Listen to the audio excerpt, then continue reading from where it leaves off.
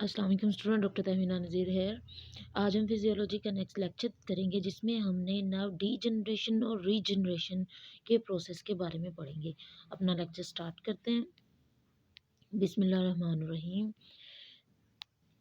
आज का हमारे टॉपिक का नेम है nerve fibre degeneration and regeneration.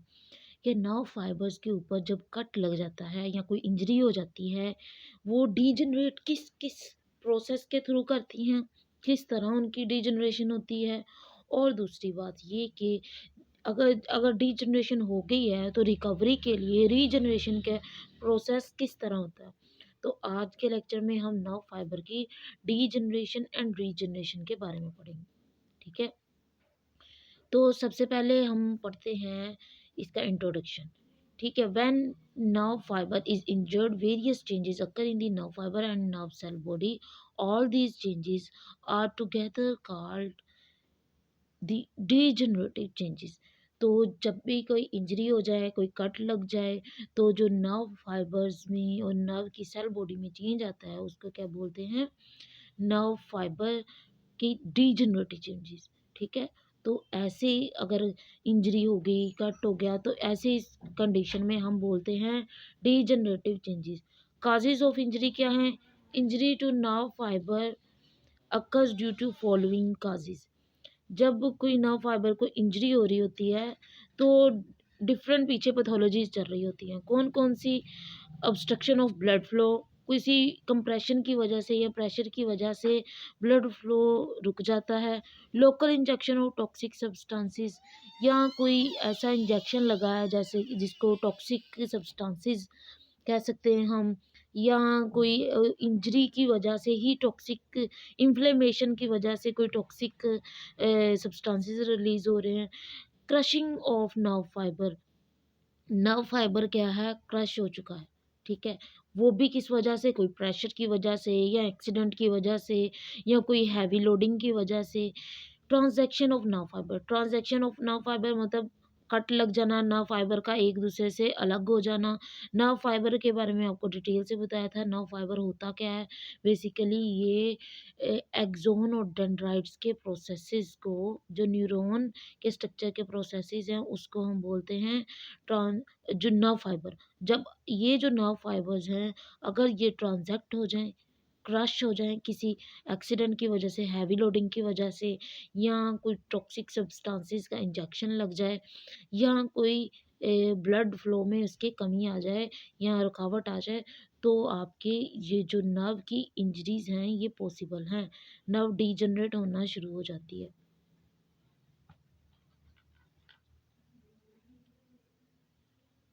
उसके बाद हम बात करते हैं डिग्रीज ऑफ इंजरी। अब अगर आपने हमने जो डीजनरेशन का प्रोसेस देखा, सबसे पहले हम देखेंगे डीजनरेशन से पहले कि अगर इंजरी हो रही है तो हम उसको किस तरह कैटेगराइज करेंगे कि ये इंजरी किस लेवल की है, किस शिद्दत की है ये इंजरी।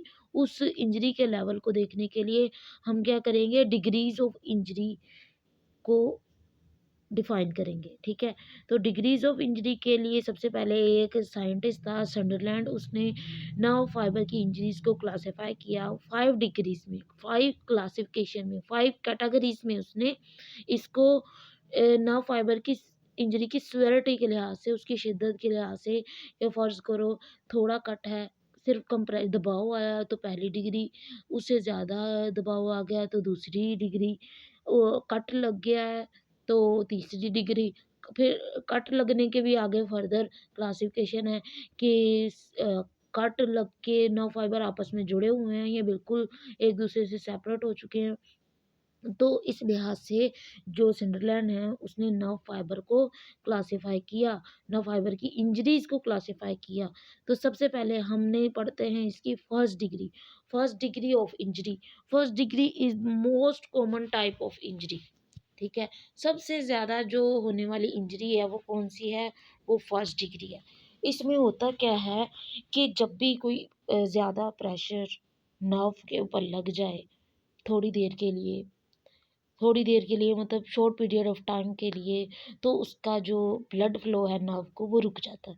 अब वो जो ब्लड फ्लो रुकता है कि उसकी वजह से उस नर्व तक ऑक्सीजन नींद प्रॉपर पहुंच पाती है, हाइपोक्सिया हो जाता है।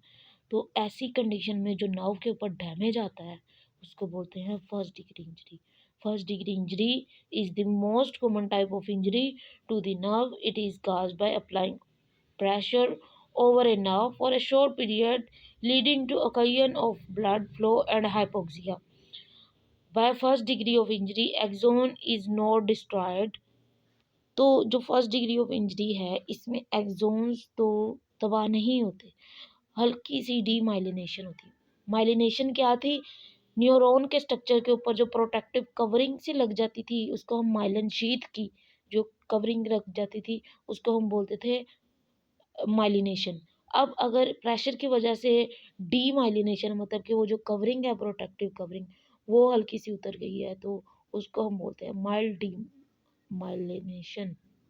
ठीक है, तो इस फर्स्ट डिग्री में क्या हो रहा है, हल्का सा प्रेशर लगता है कुछ टाइम के लिए जिसकी वजह से नर्व को ब्लड रुक जाता है, ब्लड रुकता है तो हाइपोक्सिया हो जाता है, मतलब ऑक्सीजन की डिमांड पूरी नहीं हो पाती नर्व की, और उसके नतीजे में डीमाइलिनेशन हो जाती है।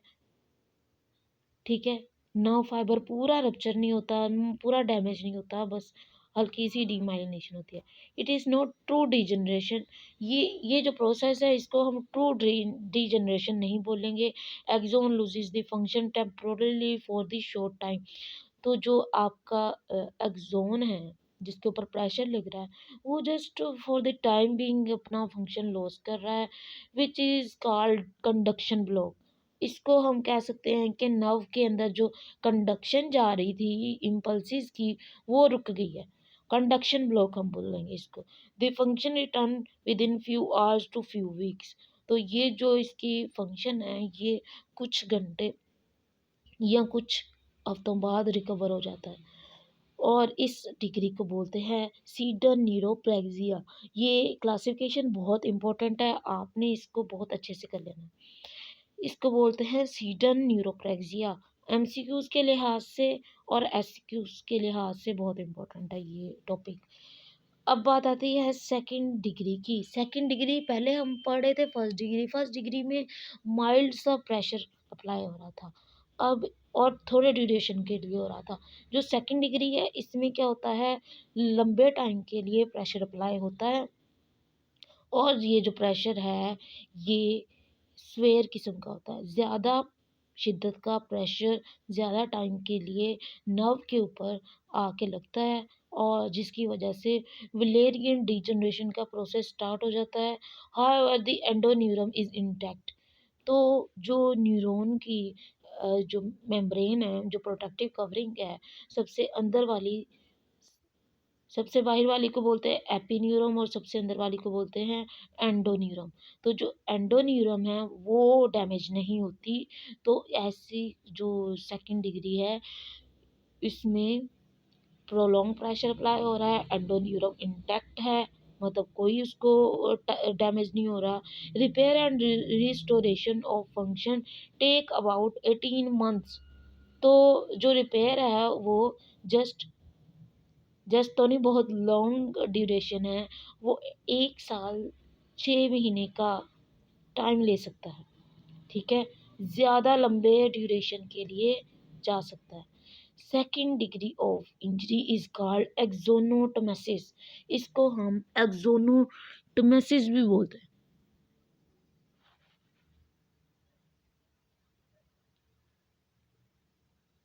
अब थर्ड डिग्री की बात करें, इसमें क्या होती है, सेकेंड डिग्री में आपकी जो इनर लेयर थी मेम्ब्रेन की वो डैमेज नहीं होती थी। अब जो थर्ड डिग्री है इसमें जो एंडोन्यूरम है वो उसको डैमेज आ जाता है, इंटरप्टेड हो जाती है वो, जबकि जो उसकी बाहर वाली एपी न्यूरॉन और पेरी न्यूरम है, न्यूरॉन्स की जो आउटर कवरिंग है एपी न्यूरम और पेरी न्यूरम वो डैमेज नहीं होती। इनर जो एंडोन्यूरम है उसको डैमेज आ जाता है। तो after generation the recovery is slow and poor और इनकम्प्लीट। अब जो इसकी डिग्री है रिकवरी की वो बहुत स्लो होती है। इसी वजह से ये जो आपका जितनी भी न्यूरोलॉजिकल इंजरीज़ हैं, वो बहुत टाइम टेकिंग हैं, जो आपकी न्यूरो रिहैबिलिटेशन है, वो जो रिकवरी है, उसका जो टाइम है, वो बहुत प्रोलॉन्ग्ड हो जाता है। Third, fourth, fifth degrees of injury are called neurotmesis. अब ये जो आपकी थर्ड, फोर्थ और फिफ्थ डिग्रीज़ हैं इंजरी की, उसको हम बोलते हैं न्यूरोटोमेसिस। सेकंड को, पहले को हम बोल रहे थे न्यूरोप्रैक्सिया, दूसरी को बोल रहे थे, दूसरी डिग्री को बोलते हैं एक्सोनोटोमेसिस, और थर्ड डिग्री को बोलते हैं न्यूरोटोमेसिस, थर्ड, फोर्थ और फिफ्थ को। अच्छा, अब फोर्थ डिग्री की मैं बात करूं, इसमें क्या है, this type of injury is more swear, ये ज़्यादा स्वेयर है थर्ड की निस्बत। इसमें क्या है, एपिन्यूरम भी और पेरिन्यूरम भी इंटरप्ट हो जाते हैं, वो भी क्या हो जाते हैं, डैमेज हो जाते हैं। ठीक है, तो जो उसका वेसिकुलाई हैं, मतलब बंडल्स ऑफ नर्व फाइबर्स हैं, जो वो डिस्टर्ब हो जाते हैं, डिसऑर्गेनाइज हो जाते हैं, और उसकी वजह से जो रीजनरेशन का प्रोसेस है, वो पुअर होता है और इनकम्प्लीट होता है। फोर्थ डिग्री में क्या हो रहा है, थर्ड डिग्री में था जस्ट जो एंडोन्यूरम थी वो इंटरप्टेड हो रही थी, एपिन्यूरम पेरिन्यूरम को कोई फ़र्क नहीं पड़ रहा था। अब फोर्थ डिग्री में इंजरी इस लेवल की है कि आपका जो आउटर लेयर्स हैं वो भी डैमेज हो चुकी हैं। ठीक है, तो इसको हम फोर्थ डिग्री बोलते हैं। फिफ्थ डिग्री में क्या है, कंप्लीट ट्रांसजेक्ट हो जाती है, मतलब नर्व के ऊपर ऐसा कट लगता है कि वो अलग-अलग हो जाती है, वो एक दूसरे से कनेक्टेड नहीं रहती। अब अगर कोई चीज़ कनेक्टेड रहे एक दूसरे से, उसकी रिकवरी आसान है बनिस्बत उस चीज़ के जो, अगर एक कट लग जाए और बिल्कुल एक दूसरे से उसका एक एंड अलग चला जाए और दूसरा एंड अलग पार्ट में चला जाए, तो मतलब एक दूसरे से डिस्टेंट अपार्ट हो जाए, तो ऐसी कंडीशन में जो रिकवरी के चांसेस हैं वो बहुत कम हो जाते हैं। तो हमारे पास जस्ट सर्जरी ऑप्शन बचता है, उसको अप्रोक्सीमेट करने के लिए, उसको जोड़ने के लिए, उसको रीअरेंज करने के लिए। तो क्योंकि अगर रीअरेंज होगी तो ही वो आपस में कनेक्ट होके रिकवर हो सकेगी। तो फिफ्थ डिग्री में क्या होता है, कंप्लीट ट्रांजैक्शन हो जाती है। Degenerative changes in the neuron. अब हम देखते हैं कि जो हमने आज पढ़ना था कि डीजनरेशन और रीजनरेशन का जो नर्व फाइबर में होती है वो कैसे होती है, तो अब जो आपकी डीजनरेटिव चेंजेस है न्यूरॉन में, उसको हम पढ़ते हैं। डीजनरेशन रेफर्स टू डिटेरिएशन और impairment of pathological changes of nerve injury tissue when a peripheral nerve fibre is injured. जब जो पेरिफेरल नर्व्स हैं आपकी, जो आपके लिम्स को सप्लाई करती हैं, वो नर्व्स डैमेज हो जाएँ और उसके अंदर डीजनरेशन स्टार्ट हो जाए, उसकी सेल बॉडी और उसके नर्व फाइबर जो हैं उसमें कोई डैमेज आ जाए, तो किस तरह वो एक दोबारा ये जो डीजनरेशन का प्रोसेस है ये स्टार्ट होता है। तो 3 तरीके हैं डीजनरेशन की। सबसे पहले वलेरियन डीजनरेशन मोस्ट कॉमन, उसके बाद रेट्रोग्रेड डीजनरेशन, और थर्ड पे ट्रांसन्यूरल डीजनरेशन। अब हम इसको वन बाय वन पढ़ते हैं कि ये होता क्या है। वलेरियन डीजनरेशन या ऑर्थोग्रेड डीजनरेशन भी इसको बोलते हैं। Valerian degeneration basically pathological change है, जिसमें क्या होता है कि जब नर्व इंजरी हो जाए, एक्सोन उसका कट हो जाए या डिस्टल कट हो जाए, तो इसमें क्या होता है कि पैथोलॉजिकल चेंजेस स्टार्ट हो जाती हैं। ये इसको डिफाइन किया था, डिस्कवर किया था वेलर ने, इसलिए उसके नाम से इसको वेलेरियन डीजनरेशन बोलते हैं, या इसको ऑर्थोग्रेड डीजनरेशन बोलते हैं। वेलेरियन डीजनरेशन इंजरी के 24 घंटे बाद स्टार्ट हो जाती हैं। ठीक है, और ये जो डीजनरेशन होती है ये थ्रू आउट द लेंथ, और जो कट पार्ट है उसके डिस्टल पार्ट से, मतलब जो एंड वाला पार्ट है नर्व फाइबर का, वहाँ से स्टार्ट होती है। ठीक है, जहाँ से इंजरी हुई है उसके जो एंड पार्ट है, उधर से इसकी जो डीजनरेशन का प्रोसेस है वो स्टार्ट हो जाता है। और ये कब स्टार्ट होता है, 24 आवर्स आफ्टर इंजरी। अब चेंजेस क्या आती हैं नर्व फाइबर्स के अंदर इंजरी की वजह से। चेंजेस मतलब ये जो डीजनरेशन है नेगेटिव चेंज है। ठीक है, ये क्या क्या आता है जब इंजरी होती है। सबसे पहले जो axis cylinder swell and break up into small pieces. जो एक्सोन का पूरी लेंथ है जिसको हम एक्सिस सिलेंडर बोल रहे थे, जब इंजरी होगी तो वो क्या होगा, स्वेलिंग हो जाएगी उसकी, वो टुकड़ों में, छोटे छोटे टुकड़ों में कन्वर्ट हो जाएगा। After few days the broken pieces appear as debris in space occupied by axis cylinder. कुछ ही दिनों बाद ये जो छोटे छोटे टुकड़े थे वो क्या हो जाएंगे, डेब्रिस बन जाएंगे। डेब्रिस किसको बोलते हैं, कूड़ा करकट को। तो वो क्या बन जाएंगे, डेब्रिस बन जाएंगे कुछ ही डेज बाद। और जो माइलिन शीट होती है एक्सोन के ऊपर, कवरिंग होती है जो, is slowly disintegrated into fats droplet. और जो माइलिन शीट है, अब पहले तो क्या था कि जो एक्सिस सिलेंडर है वो छोटे छोटे टुकड़ों में कन्वर्ट होके डेब्रिस बन गया।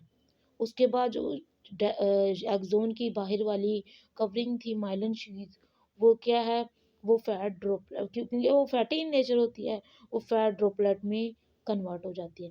The changes in myelin sheath occur from 8 to 35th day.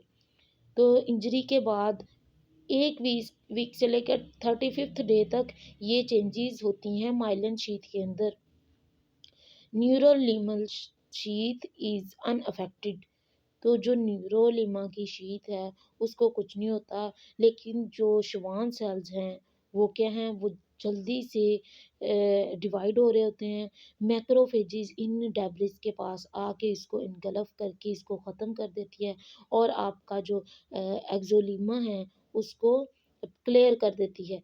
So Neurolimal sheath is unaffected, but the Schwann cell multiply rapidly. Macrophages invade from the outside, remove the debris of the axis cylinder and fat droplet of disintegrated myelin sheath. So the neurolimal tubes become empty. Later, it is filled by cytoplasm of Schwann cells. All these changes take place for 2 months from the day of injury. अब होता क्या है कि axis cylinder के अंदर जो debris था वो तो मैक्रोफेजिस ने रिमूव कर दिया, और जो माइलिन शीट थी वो ड्रॉपलेट में कन्वर्ट हो गई। अब ये जो ड्रॉपलेट हैं ये अपना जो इनर मटेरियल है ये आपके एक्सोप्लाज्म के अंदर इंसर्ट कर देंगे, और ये जो प्रोसेस है ये 2 मंथ तक कंटिन्यू रहता है। अब उसके बाद रेट्रोग्रेड रीजनरेशन। जो वेलेरियन डिजनरेशन थी ये डिस्टल पार्ट पे एक्सोन के स्टार्ट हो रही थी, मतलब एंड पार्ट पे। और जो रेट्रोग्रेड डिजनरेशन है ये एक्सोन के प्रोक्सिमल एंड से स्टार्ट होती है। ठीक है, तो ये जो एक्सोन का प्रोक्सिमल एंड से स्टार्ट होना है इसको बोलते हैं retrograde degeneration. Retrograde degeneration is the pathological change which occur in the nerve cell body and axon proximal to the cut end। तो ये नर्व सेल बॉडी में और प्रोक्सिमल एंड से स्टार्ट होती है। अब इसमें चेंजेस क्या आती हैं, changes in nerve cell body commence within 48 hour. अब ये वो 24 घंटे बाद स्टार्ट होती थी, ये 48 घंटे बाद स्टार्ट होती हैं।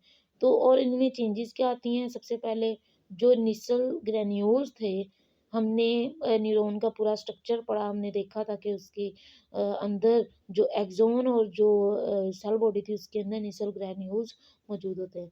जो first the Nissl granule disintegrate into fragment by chromatolysis.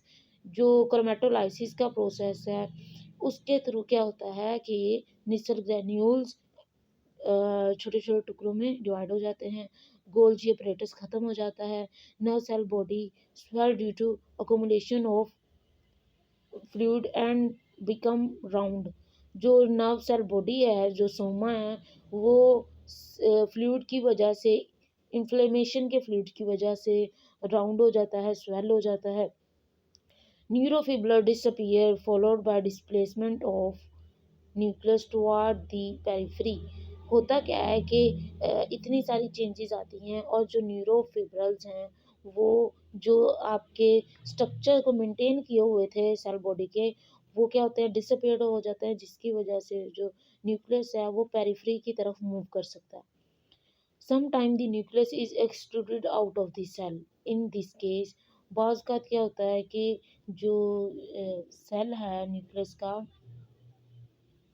जो न्यूक्लियस के अंदर जो सेल का न्यूक्लियस है वो क्या होता है, वो बाहर निकल जाता है। Death of the neuron occur and regeneration of the injury now is not possible. इस सूरत हाल में अगर न्यूक्लियस ही बाहर निकल जाए सेल से, तो जो नाव है, उसकी न्यूरॉन है, उसकी डेथ हो जाती है और बिल्कुल भी रिकवरी के चांसेस नहीं होते। ठीक है। उसके बाद बात आती है changes in axon proximal to cut end. अब जो कट एंड है, प्रोक्सिमल एंड है जो, उसके अंदर क्या चेंज आती है। In the axon changes occur only up to first node of Ranvier from the site of injury. तो जो पहला नोड ऑफ रेनवेयर है, सिर्फ उस तक चेंजेस आती हैं। Degenerative changes that occur in proximal cut end of axon are similar to those changes occurring in distal end of the nerve fibre. तो जैसे हमने वलेरियन डिजनरेशन में देखा कि प्रोक्सिमल डिस्टल कट एंड में जो चेंज आती है, और रेट्रोग्रेड में सेम वही प्रोक्सिमल एंड पे चेंजेस आ रही होती हैं। ट्रांस न्यूरल डिजनरेशन, अब ये थर्ड टाइप की डिजनरेशन, इसमें होता क्या है, if afferent nerve fibre is cut degenerative changes occur in neuron with which the afferent nerve fibre synapses. तो इसमें क्या हो रहा है कि डिजनरेटिव चेंजेस सिर्फ नर्व फाइबर तक महदूद नहीं रहती, जिस तक उसने साइनेप्स बनाया है। मतलब साइनेप्स क्या है कि एक जो नर्व एंड है, एक जो एक्सोन है, वो नेक्स्ट नर्व न्यूरॉन के साथ कंबाइन हो रहा है। अब वो जिस पार्ट पे कंबाइन होता है उसको साइनेप्स बोलते हैं। अब ये जो साइनेप्स के ऊपर भी डिजनरेशन पॉसिबल है, इसको हम क्या बोलते हैं, ट्रांस न्यूरल डिजनरेशन। अब इसकी एग्जांपल क्या क्या है, इसकी एग्जांपल में आपके पास degeneration of cell, chromatolysis in cell of the later geniculate body occurs due to sectioning of optic nerve। बाज का जो आई विजन की आपकी जो विजन की जो नर्व है, वो जब डैमेज हो जाए, तो उसमें उसको उसको कंट्रोल करने के लिए जो लेटरल जेनिकुलेट बॉडी है, उसके अंदर भी ये चेंजेस आती हैं। Regeneration of cell in dorsal horn of spinal cord occur when the posterior nerve root is cut. अब जो पोस्टीरियर नर्व रूट है आपके स्पाइनल कॉर्ड में, पोस्टीरियर नर्व रूट प्रेजेंट होती हैं। अब ये जो जब कट लग जाता है, तो जो सेंसरी सप्लाई होती है वो डैमेज होती है। उस वो जो डैमेज है वो क्या है कि वो डोर्सल हॉर्न्स को भी डैमेज कर रहा है। तो ये सारी ट्रांस न्यूरो डिजनरेशन की एग्जांपल हैं। इसके अलावा अगर आपका डोर्सल की बजाय वेंट्रल हॉर्न उसका डैमेज हो जाए, तो ये चीज़ कब होती है, जब आपका सेरेब्रल कॉर्टेक्स के अंदर कोई ट्यूमर वगैरह मौजूद हो। अब हम बात करते हैं रीजनरेशन की। रीजनरेशन क्या है, रीजनरेशन नर्व फाइबर की, कि अगर इंजरी हो गई है तो आपका जो नर्व फाइबर की जो रिकवरी है वो कैसे पॉसिबल है। ठीक है। The term regeneration refers to regrowth of lost और डिस्ट्रॉयड पार्ट ऑफ टिश्यू।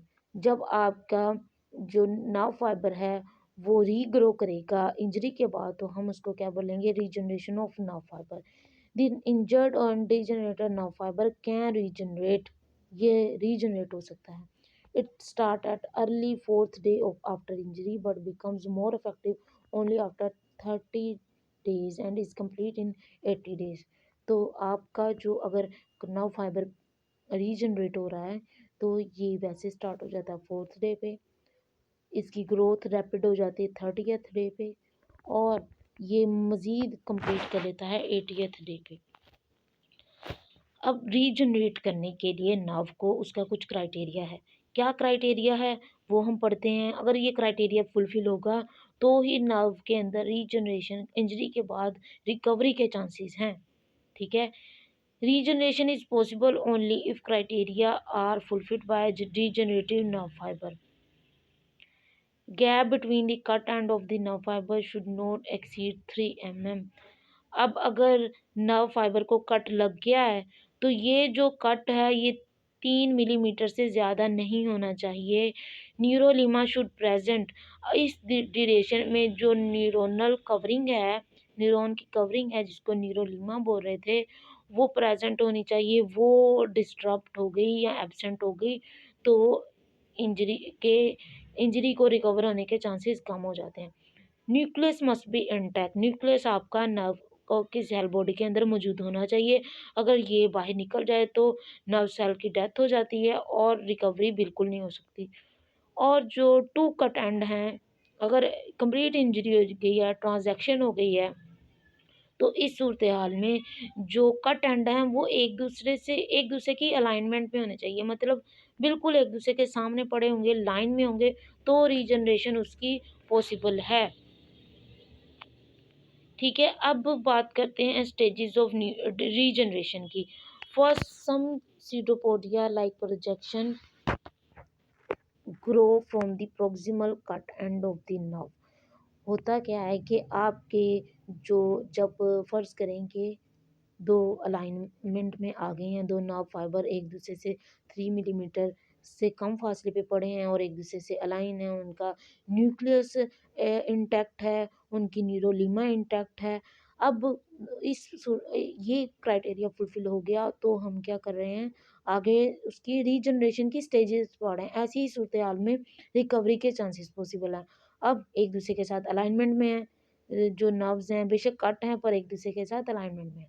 तो ऐसी कंडीशन में सूडोपोडियाज लाइक एक्सटेंशन जो नर्व की जो प्रोक्सिमल एंड है उससे निकलती हैं, मतलब थ्रेड धागे नुमा जो थ्रेड्स हैं वो नर्व की प्रोक्सिमल एंड से निकलते हैं। और ये जो एक्सटेंशंस निकल रही हैं, ये जो धागे निकल रहे हैं कट एंड से, वो क्या कहते हैं, उसको रीजनरेटिव स्प्राउट या फिब्रल्स बोलते हैं। और ये हंड्रेड्स तक होते हैं। Fibrils move toward the distal cut end of the nerve fibre. अब ये जो फिब्रल्स हैं ये कट एंड तक जाके जुड़े होते हैं, समझे, छोटे छोटे धागे निकलते हैं और वो कट एंड तक जाके लग जाते हैं। Some of the fibrils enter neurolemmal tube of the distal end form axis cylinder. और कुछ जो फिब्रल्स हैं वो क्या करते हैं, न्यूरोलीमल ट्यूब की तरफ प्रोजेक्ट कर जाते हैं, अंदर प्रोजेक्ट कर जाते हैं और क्या बनाते हैं, ये एक्सिस सिलेंडर बनाते हैं। Schwann cell line up in the neurolemmal tube and actually guide the fibril into tube. अब होता क्या है कि श्वान सेल भी जो एक्सोलीमा है उसके इर्द गिर्द बनना स्टार्ट हो जाते हैं और ये जो श्वान सेल हैं ये जो स्प्राउट्स निकल रहे हैं उसको गाइड करते हैं कि आप इस डायरेक्शन में मूव करो। Schwann cell also synthesize nerve growth factor. ये नर्व ग्रोथ फैक्टर भी रिलीज करते हैं। जो नर्व ग्रोथ फैक्टर है उसकी हेल्प की वजह से ये ऐसे हार्मोन समझ लें, ये ऐसे केमिकल समझ लें जो आपके ग्रोथ को इन्हांस करते हैं। और जो श्वान सेल से निकलेंगे ग्रोथ फैक्टर वो क्या करेंगे, नर्व की ग्रोथ को इन्हांस करेंगे। अच्छा, which attract the fibril from proximal segment. अब ये जो ग्रोथ फैक्टर हैं ये किस तरह रिकवरी को इन्हांस करते हैं, ये जो प्रोक्सिमल सेगमेंट है उससे जो फिब्रल्स को अपनी तरफ अट्रैक्ट करते हैं कि हमारी तरफ आओ, यहाँ पे जोड़ लगाओ। ठीक है, क्योंकि फाइबर्स थ्रेड लाइक हैं, वो इस तरह जोड़ की तरह, जैसे आप सुई के साथ कोई फटा कपड़ा सिलाई कर रहे होते हो, इसी तरह सुई धागे के साथ आप फटा कपड़ा सिलाई करते हो, इसी तरह जो नर्व फाइबर हैं ये धागे हैं। और जो श्वान सेल है ये हार्मोन रिलीज करता है कि इस डायरेक्शन में आपने ये पेबंद लगानी है। Axis cylinder is fully established inside the neurolimal tube. This process are complete about 3 months after injury. 3 महीनों में ये कंप्लीट हो जाता है रिकवरी का process. Myelin sheath is formed by Schwann cell. Slowly myelination is complete in 1 year. देखें इतना slow process है कि ये 1 साल तक आपकी जो नर्व का रिकवरी है उसको ले जाता है। Diameter of the nerve fiber gradually increases. Diameter of nerve fiber gradually increases. However, the degeneration of fiber obtain only 80% of original diameter. जो नर्व फाइबर का डायमीटर है वो इंक्रीज तो करना शुरू होता है पर जब कंप्लीट रिकवरी हो जाती है तो उस टाइम पे ये 80% तक मौजूद होता है। मतलब इसका क्या है कि रिकवरी तो हो रही है पर 100% रिकवरी नहीं हो रही। Newly formed internode are also shorter than the original one. अब ये वो चेंजेस हैं जो बता रहे हैं कि अगर चीज़ रिकवर हो गई है तो उसके अंदर पहले जैसी बात नहीं होती। क्या बात नहीं होती? एक तो डायमीटर उसका 80% तक अचीव होता है। दूसरी बात कि वो जो इंटरनोड्स हैं वो शॉर्टर होते हैं पहले की निस्बत। नोड ऑफ रेनवेयर के दरमियान जो फासला है वो कम होता है। In the nerve cell body first Nissl granules appear followed by Golgi apparatus। और जो सेल बॉडी के अंदर निसल ग्रेन्यूल्स बनते हैं, फिर गोल्जी apparatus बनना शुरू हो जाता है, और जो सेल के अंदर एक्सेस फ्लूइड आया था वो निकल जाता है, ठीक है। और जो न्यूक्लियस है वो वापस अपनी ओरिजिनल हालत में, अपने ओरिजिनल प्लेस में आ जाता है। और जो नर्व की जो फंक्शनिंग थी वो वापस आ जाती है। अगर नर्व आपकी किसी पार्ट को सप्लाई दे रही है तो वो जो सप्लाई है वो रिकवर हो जाती है। और सेंसरी इनपुट लेके जा रही है तो वो सप्लाई सेंसरी हो जाती है और सेंसेशन लेके जाना शुरू हो जाती है, ठीक है। तो आज के लेक्चर में हमने पढ़ा, पहले सबसे पहले हमने नर्व इंजरी की क्लासिफिकेशन देखी। 5 किस्म की क्लासेस हैं, संडरलैंड ने इसको क्लासिफाई किया था, first degree, second, third, fourth, fifth, ठीक है। उसके बाद हमने इसकी डीजनरेशन पढ़ी। 3 किस्म की डीजनरेशन थी, वलेरियन डीजनरेशन, रेट्रोग्रेड डीजनरेशन और न्यूरोट्रांसल्यूनल डीजनरेशन, ठीक है। उसके बाद हमने इसकी रीजनरेशन पढ़ी, इसकी रिकवरी पढ़ी। इसकी रिकवरी हमने जो पढ़ी है उसके अंदर हमने देखा कि इसमें कौन कौन से स्ट्रक्चर अपेयर होते हैं, कौन से डिसअपेयर हो जाते हैं, और क्या क्या चेंजेस आती हैं पहले की निस्बत जब रिकवरी हो जाती है, और कितना टाइम लगता है। तो आज का लेक्चर आपका इसी के ऊपर था। हमने इसको एसेंशियल ऑफ जेपी से किया है, ठीक है। वही आपका जो नर्वस सिस्टम यूनिट है उसमें आप ओपन करेंगे। इस चैप्टर को भी आपने बुक से करना है। तो कोई क्वेश्चन क्यूरी हो आपकी इस चैप्टर के रिगार्डिंग तो आप मुझसे पूछ सकते हैं। कोई क्वेश्चन हो आपका, कोई चीज़ समझ ना आई हो तो आप मुझे बताएं, हम इस पे ज़ूम मीटिंग अरेंज कर लेंगे। So that's all for today. Thank you so much. अल्लाह हाफिज़।